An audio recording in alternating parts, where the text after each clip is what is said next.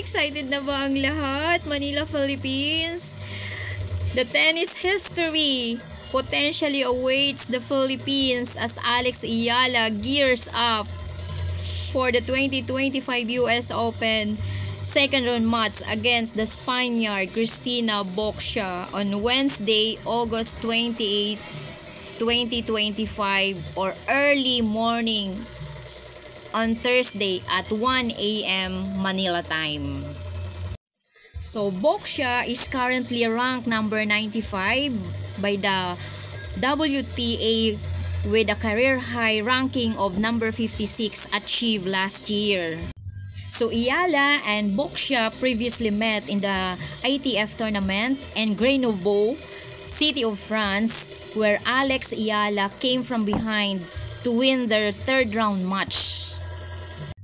So Ayala ranked WTA number 70 is a 20-year-old player from the Philippines. Oh my God, I'm so excited.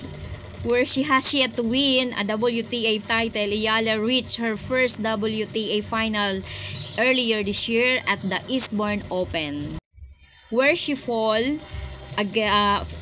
short against the Australian player Maya Joint. She also made her name known in the global stage with her strong showing at the Miami Open in March 2025, where she defeated Jelena Ostapenko, Madison Keys, and Iga Swiatek.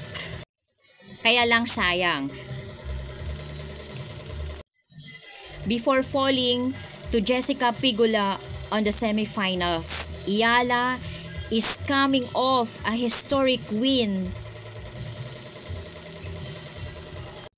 A historic round win against Clara Tauson at the US Open in the first round, becoming the first Filipino player to win a Grand Slam main draw match in the Open era. Oh my God, I'm so excited.